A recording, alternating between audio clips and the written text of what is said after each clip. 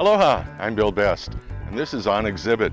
So far we've visited the Viewpoints Gallery, and we've talked with George Allen and Kirk Kurokawa and Lisa Kaspersky.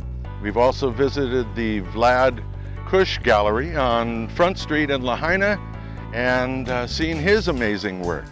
Today we have a special treat.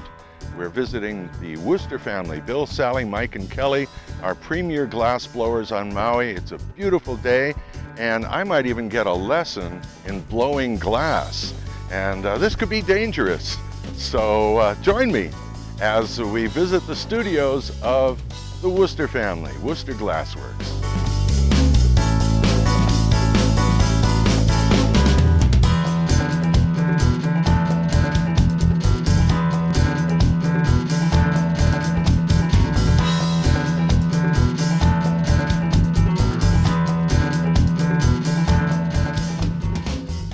We're here with Bill Worcester and his family. They're all busy in the workshop here, getting ready to blow some glass. And I might even get a lesson. Who knows what'll happen? It could be serious. Bill, thank you for having us. How do you do, Bill? Visit. Yeah, it's great to see you again. Of course, we've known Bill for many, many years, and he's also been a big supporter of Mana'o Hanaho Radio and Mana'o Radio before that, and my show each and every Aloha Friday. So we certainly thank you for your support. And what a gorgeous display. It's unbelievable. I don't know how you do it, and maybe I'll find out a little bit about it, but it would have to take years to come up with these amazing pieces. This is not just glass. These are like treasures that you might find in some mysterious place, some strange island, well, like Maui. Can you show us a few of the pieces that you guys have worked on? Here's Sure. a remarkable, you wouldn't think this was glass even. It's Yeah, it's a piece of glass. I made it a couple of weeks ago. It's made in, well, it's all one piece, even though there's 3 parts to it, 4 parts with the weaving. It's been sandblasted, a hole sandblasted in it, an initial part pulled off, another part of it was pulled off and blown into a, I don't know what, so it's a sculpture, or I consider it a sculpture. It's made with probably 20 different layers of colored glass on it. I'm pretty happy with it. It's the 3rd piece I've done this year. really, it's so unusual, and it really almost doesn't look like glass. It's quite remarkable. I think a lot of that's due to the texture. This has been sandblasted texture. It doesn't have that shiny image. It's just all glass, and it is like a snail shell, an ocean mollusk.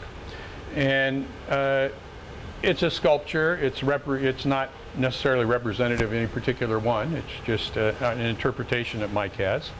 His wife, Kelly, also makes small ones out of the furnace and then puts them into jewelry. And so we can see some of them here and here and here. Mike's pieces like this are often ocean inspired.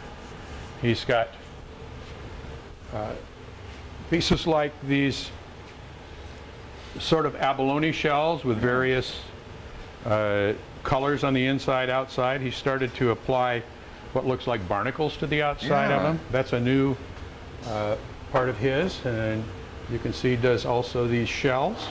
And I think this morning while we're working, he's going to work on one of these. He's going to try to make one. So I just can't imagine. It's pretty interesting. They're pretty complicated. Yeah. Sally's been doing a lot of work lately with Oh, that's gorgeous. her Monet series. These would be Monet calabashes. I was going to say it really reminded me of a Monet. Yes. The colors and Yep. And they've been quite successful. She sold a few of them last week, which was really good because we need that to keep going. It's a very expensive operation. So how long would it take, and I'm sure it varies depending on the piece, but something like this gorgeous piece here? Probably took 2 to 3 hours to make. This is one of Mike's pieces. This is one of the very last ones he's done. So quite a large bowl, and he was inspired by the thermal pools at Yellowstone National Park. Oh. And so he calls these as thermal pools. This is the largest one he's ever done. And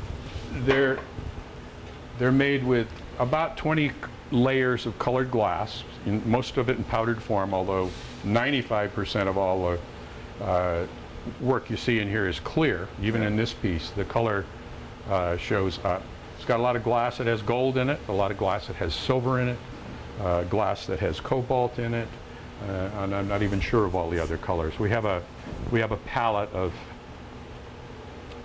many colors that we can use, and since we treat them as if they were a watercolor, what's below them affects what the color is on top, and so forth and so forth. Let's look at a few more here. Sure. You know, I was going to bring a bunch of bottles here so we could melt them down, so you didn't have to waste your materials. But you can't use bottles. No, we can't use bottles. What about sand? Can we just bring a big? Well, the sands in Hawaii are made of calcium, broken down seashells, coral. Glass is about 15% calcium oxide, and about 70% silicon dioxide, and that's like quartz sands, which you'd find on the beaches of California, Oregon, Florida. And it melts at such a high temperature that we couldn't do it. It melts, you couldn't even see in the furnace, so you'd be well over 3,000 degrees. So glasses, the formulation for glasses is really tricky. There's literally a million different formulas, and they all act differently, they melt differently, they anneal differently, and so we get glasses that we know will expand and contract the same, if not pieces fall apart. So all of these colors that we have, which are made in Germany and Czechoslovakia and New Zealand, we call it fitting the glass. They expand and contract the same, if not pieces would just fall apart.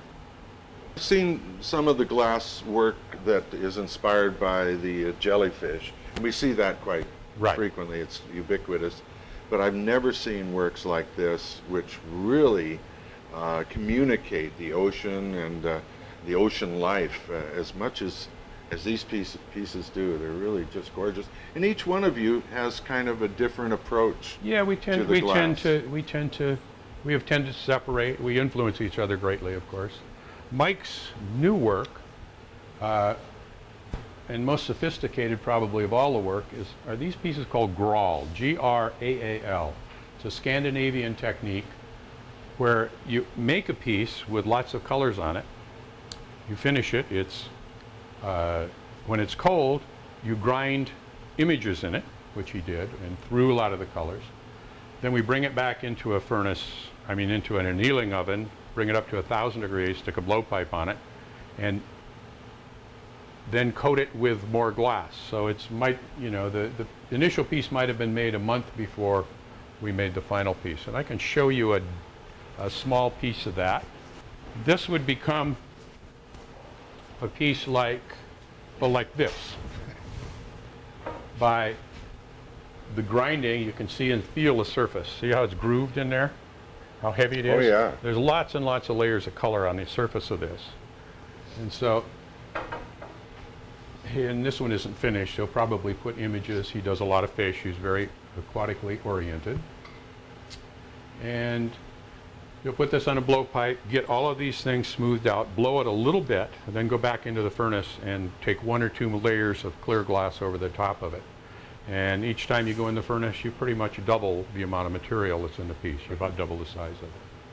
And this is called graal. This is new work. We can't do many pieces, but he's got a few sitting around. I could show you a special piece over here, Sally's. Oh, okay.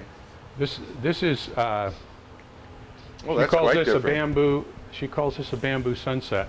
And in the afternoon, these colors transition. If the sun's low on the horizon, this is the fabulous piece. This was in the statewide glass show last year, and that's the work that she does occasionally. She'll make the piece, and it may be months later before she gets it all sandblasted and cut away.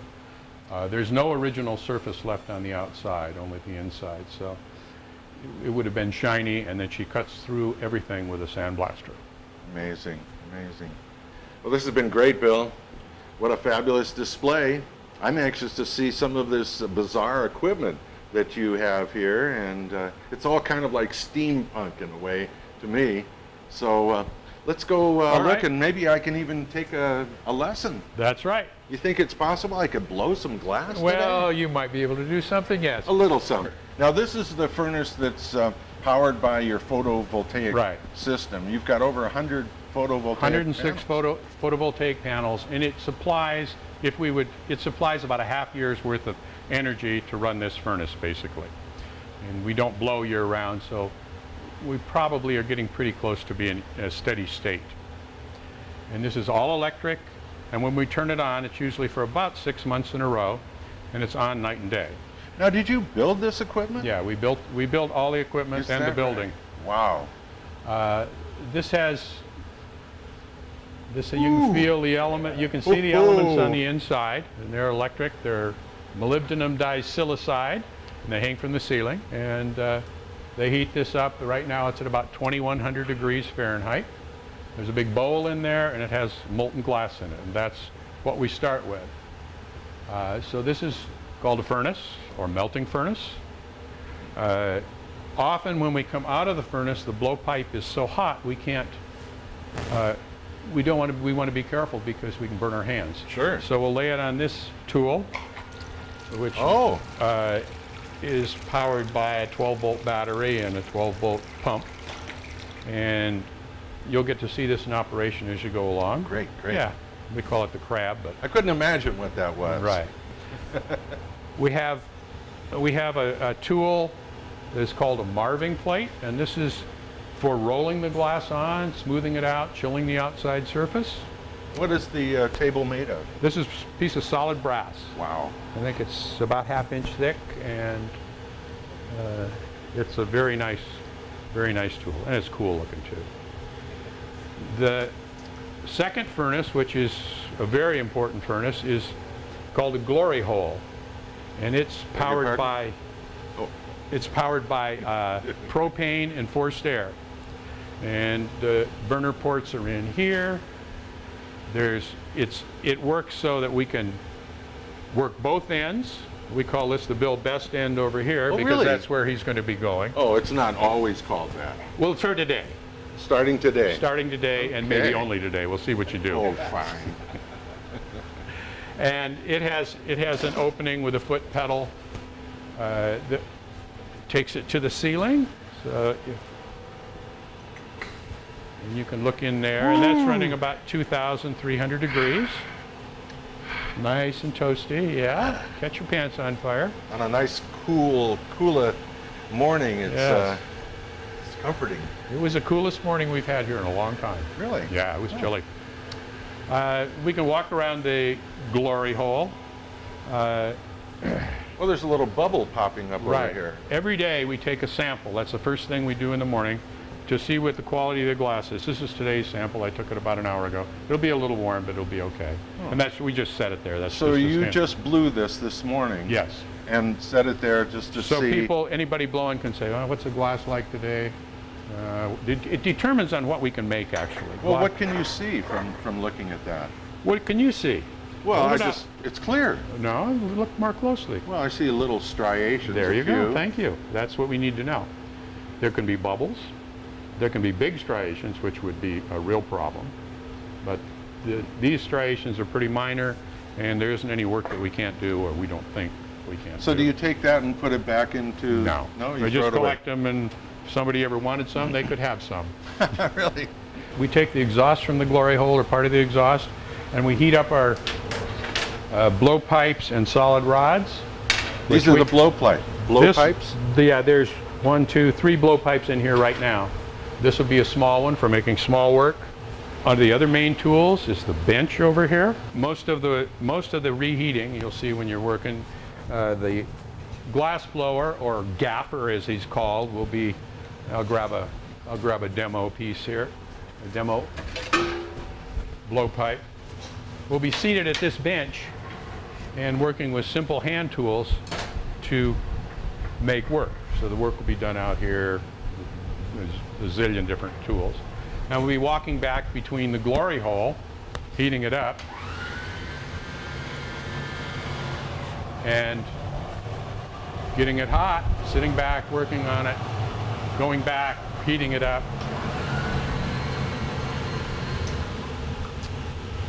Let's see. What else can we tell you about this? So we're down to a couple of pieces of equipment that we use to apply our powdered colors. Oh, okay. And powdered colors are made from heavy metals. And so we have to be really careful we don't get them in our respiratory system. So this one is, when we step on this pedal, there's a HEPA filter vacuum system that'll take away, suck in all of that stuff. And this powder here, would that be white? That then? would be white glass.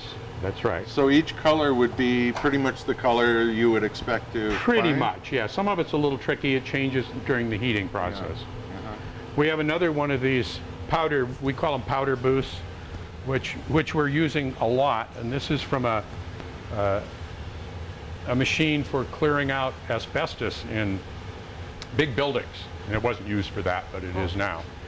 It is not now, where it wasn't then. But we adapted it and adjusted it. And so we're using this one more and more. Now this looks like sand over here. It does, but it's chips of glass. Mike actually makes drinking glasses, which you can see in the gallery when you get over there. They're called sandy bottom glasses. And he'll put this on the bottom of his glass, and it looks like you put your drinking glass with your Mai Tai in it in the sand, and the sand sticks to it. So they're pretty cool. You guys are amazing. You can create so many different effects with glass. It is pretty amazing and material. It's dangerous. I mean, you could burn yourself. You could inhale heavy metals. That's right. Oh, the glass growers traditionally, before they understood it, had very short lifespans, about 40 years. And it was from silicosis, breathing in silica fibers. We've got that under control. The medical people figured it out a century or two ago. So that's pretty well under control. This is the oven we have to put the pieces in after they're made. This is at 900 degrees. And at this temperature, the glass doesn't change shape, but the molecules can move around enough to relieve any of the stresses and strains in it.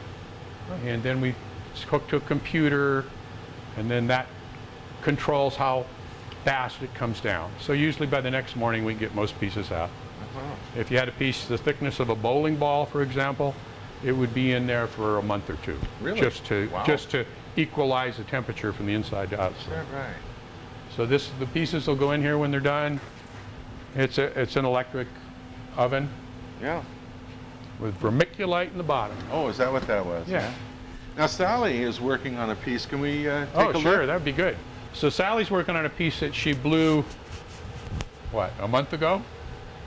And she's applied all of this black, basically contact paper to the surface. It's paper. Well, no, it's like contact paper. Oh, I see. It's like a plastic. And she's applying that on there and putting a design into the piece. And where it is black now, it's going to be this color when she uses a sandblaster on it and cuts through it. And underneath it'll be a different color. So it'll be almost a reverse color image. And I don't know, what color do you have on the inside of this one? Sunset colors. Sunset colors, okay. So like that big sunset vase over there, she's going to do this in this sort of ipu form, it looks like. Oh, wow. I love that vase. Must be spectacular when the sun is coming up. It is pretty nice, yeah. Probably All right, this is called the gaffer's bench. And you want to hug the right side of it. So move clear over. I mean, really hug it. Okay. This hand, your right hand, stays on this side of that arm. If you bring your hand over here, you're going to burn it. But if you like to burn it, that's good. No, thank you. All right, good. We're going to get you a cold blowpipe. Okay. So you can practice rolling up and down, because it's very important how you do this. This is a hand that you'll be rolling the piece with. And there are various ways to do it. You can do it with your fingers. Mm-hmm. You can start up here and roll all the way up to your elbow. And as you do, lean forward. Oh. Don't grab that arm, because it's going to be hot from the glass. You're just keeping it over there. That's the arm you're going to use your tools with. Oh, okay. So I don't necessarily touch this. No, but you just want to hot. be really close to it. Okay. So far I'm doing pretty well. You are just superb. No. No. Now, where you're going to burn yourself is getting between here and the glory hole. Uh-huh. You're not going to burn yourself, but that's where your best chance is. Please. So, to get to the glory hole, slide to the left side of the bench while you're rolling the blowpipe. Bring your right arm and touch the underside of your left hand on where the pipe is. Oh. Now you have control of it. Your left arm comes over here. You lift up with your right. You stand up. You don't want to put it in the air. You want to keep it horizontal. Okay. You're turning. Always turning. No, turning. Oh, turning. Turning. Okay. You walk forward.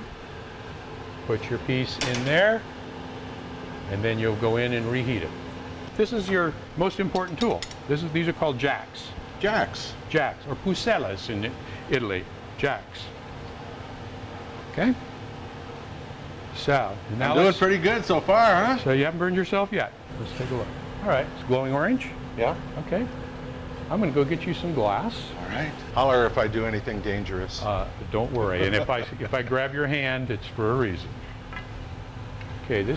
Imagine this is honey on the end of this. Okay. At room temperature. All right. Okay. I want you to come over here. Come over here. Come on. Okay. All right. It's all yours. Okay. There you go. There you go. There you go. Okay, right hand, be careful. Right hand, over here. Okay. Left hand here. All right. There you go. Now, you see where it's sitting to one side? Yeah. Hold the high side up. Perfect. Okay. That's it. Good, good, good. Now I want you to start a little bubble in there. So I want you to slide over here. Slide this down. Come on, hang on. Always hang on. Okay.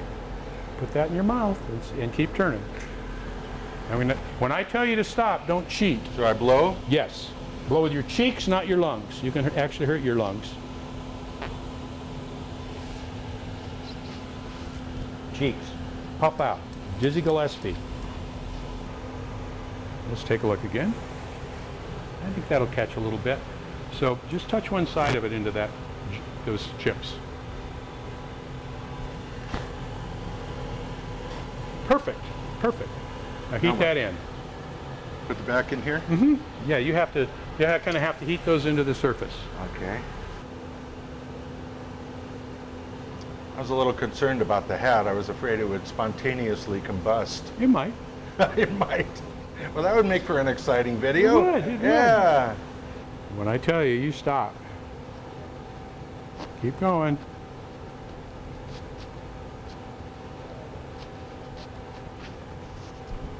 Stop! Stop! Okay. That really popped up. Yes, it did. Now, I want you to heat that up till it collapses. I'm going to bring this back to you, and I want you to manipulate it with tweezers. Good. Yes. Good. All right, let's take a look what we got here. So if I took a gathering of molten clear glass on that, you think you can make a paperweight out of it? Oh, of course. All right, well then we've got it. That's in really good shape to do this. Oh, okay. Yeah. So put it in gently, here? Yep. You're cradling an egg. Long, easy rolls. Long, oh, wonderful, wonderful, wonderful. Cool. We're going to get it. You're a good blocker. Oh, thank you very much.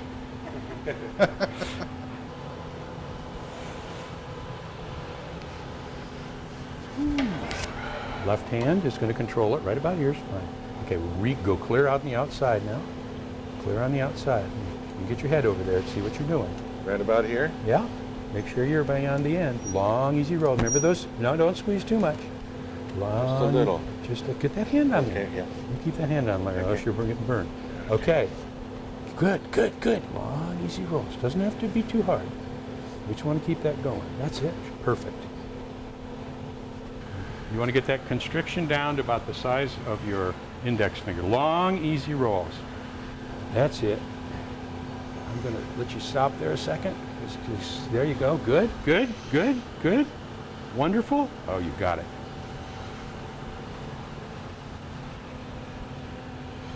I'm going to go knock off that other piece. All I want you to do now is put your jacks down. Set them down. And watch your piece. Just stay over there and keep your piece on center. If it drags to one, sags to one side, I want you to hold it up.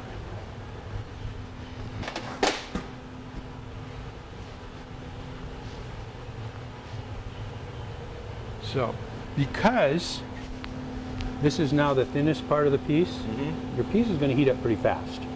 Right. I'm going to see if you're comfortable taking the heat and squeezing that down just a little bit more, and then we're going to be done. All right? All right. Perfect. And then when you bring your piece in and needs repair, you can do the grinding on this piece, which is in a whole other building, the knot shop. That's good. That's perfect. All right. You have made a paperweight. Oh, I have. Hey! But you keep it turning. Get that hammer over. So now you're supposed to hold it up like a fish and smile at the camera. Oh yeah, you hit it like that and you're going to have it on the floor. Yeah. Looks like a paperweight. Yeah, and a beauty too. Thanks so much, Bill, Well, you're for welcome. teaching me a little bit about the glass blowing experience. How many years do you think it'll take before I become a more of a professional glass blower? Well, let's see. How much time do you have left in your life? Well, I got the rest of my life. I do have that. Let's use it up. Okay, I'll be back. Yes, you're welcome to come back and maybe we'll make a lumpy whiskey glass or something. A lumpy whiskey glass. Yes. Oh, excellent. With a little whiskey to go with it? That's supplied by you. Oh, I see. Well, Bill, let me just ask you, where can people see your work other than at your studio and gallery here? We have a few pieces at 505 Front Street at Joel's Gallery.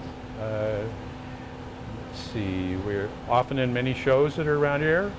We're going to be part of the Hawaiiana show at the Viewpoints Gallery coming up, I believe it's in February. Sally, where else do we have glass right now? Oh, we're down at the Four Seasons on Thursday. We put on a display from 8:30 to 1:30 on Four Seasons every week. We'll be there Thanksgiving, unfortunately, but that's the way it is. Yeah, it's all part right. of life. Online, we have a few pieces, although we're not the very best online people. That would be WorcesterGlassworks.com. Very good. And also here at your studios, which is on Lower Kula Road, right near the Kula Bistro. Yes. And you invite people to come by? Yes, it's a very nice place to hang out, and you can watch what goes on. We have a nice gallery. I think it's a nice gallery. Beautiful. And we don't keep any secrets. People can find out anything they want to know. Well, I've learned something. You certainly have. I'm on my way. Yes, won't be long now. Thank you. Sure. Thank you, Sally. And thanks to Mike as well for inviting us into your wonderful workshop and studio. And good luck and good fortune to you. Thank you, dear. All right, that'll do it for this edition of On Exhibit. Remember, you can catch On Exhibit around 9 o'clock on Akaku Channel 54 on Sundays, and also on the Maui Live Show.com on the internet. So we'll see you there, and we'll see you next time at another wonderful gallery or workshop with some more of our marvelous artists here on the Valley Isle.